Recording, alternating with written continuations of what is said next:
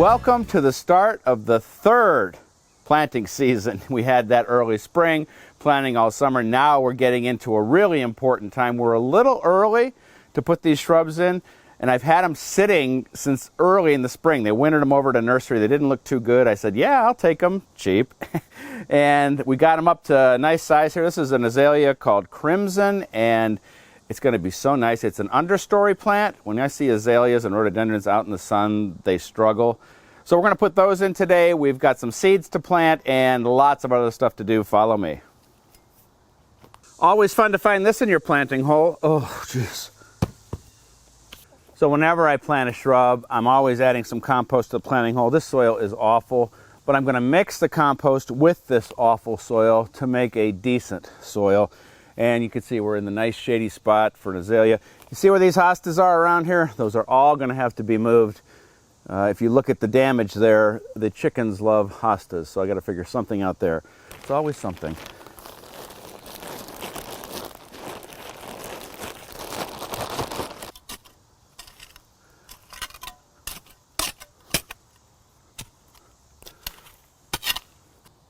All right, let's take a look at the roots. Looks pretty good. I watered this before I put it in. Never plant it too deep. Always right where it was in the container. We have a nice mix of soil here. The native soil and a little compost, maybe 50-50. And we kind of put a little bit of a dish here to hold the water. And water them as soon as you put them in. It's always the best way to do it. I have one more to add to the garden here. And then we have a stop on the way to the vegetable garden where we're going to be planting some seeds. Well, I'm a day late on this project. The deer have, oh, look out, we're freewheeling. The deer have taken some of these hostas. When the forest floor dries out, they're on them. And so we're going to put our Bob-X on here, and this will keep these plants safe for the end of the season as long as I keep spraying after a hard rain. But look right next to it. The deer don't like this.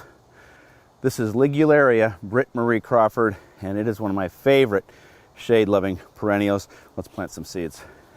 So believe it or not, even though we're just kind of at the end of the hottest part of the summer, I'm thinking about winter. That's what this is for. Here's the cold frame. That closes when it's cold. That's going to stay open for certainly another month. But I'm going to sow some cool weather crops in here, and there's one that I just absolutely love that you might not even have ever heard of. It's called tatsoi. And it can only grow in cool weather. So it's going to sprout now, get going, and then when things get cool, this should be in here all winter long. And I'm going to throw some little bunching onions in here too. Both of these at some point were something that I gave away for my Seed of the Month Club. And nice compost in this cold frame. We'll have this one to plant later.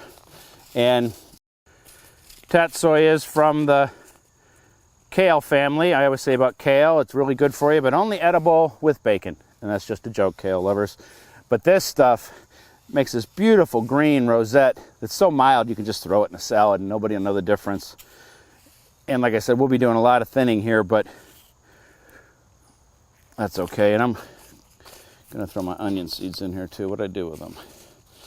All right, here they are. I've got a few other things to show you in the garden, and hopefully we'll be enjoying this stuff all winter long. I want to garden for as long as I can. Thing about onion seeds, they gotta be fresh. So these are just off the shelf. All right, I'm gonna put some water on this and we will go right behind you there to show you what else we're doing.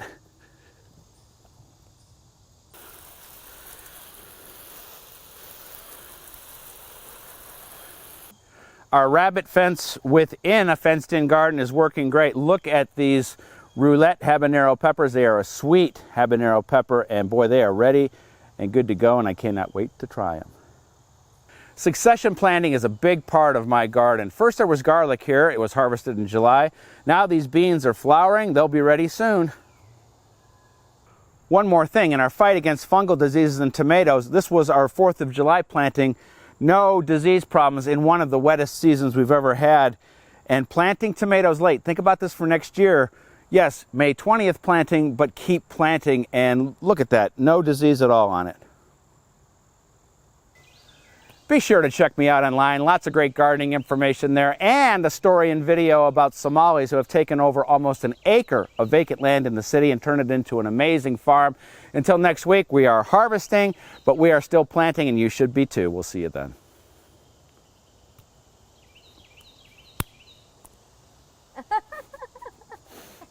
Wait, there's more. Forest, whoa. As the forest, look out! As the forest dries out. Whoops.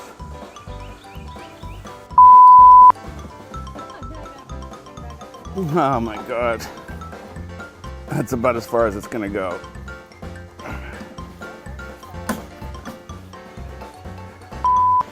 Under control. Oh, we're freewheeling there.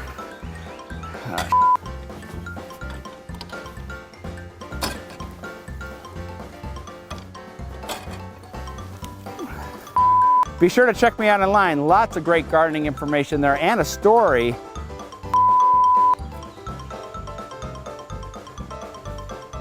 And did you know you can post pictures of your garden in the Your Garden section of Everybody Gardens? Vacant lots in the city and turned it into amazing. Almost got it there, Jess. Be sure to check me out online. Ouch. And for what I call part 3 of the season, tune into planting shrubs, seeds, and harvesting lots of good stuff too.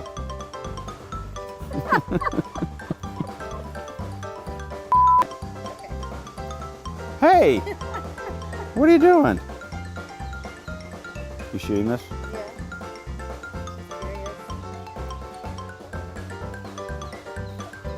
What do you think of these habanero peppers? Who else likes garden produce?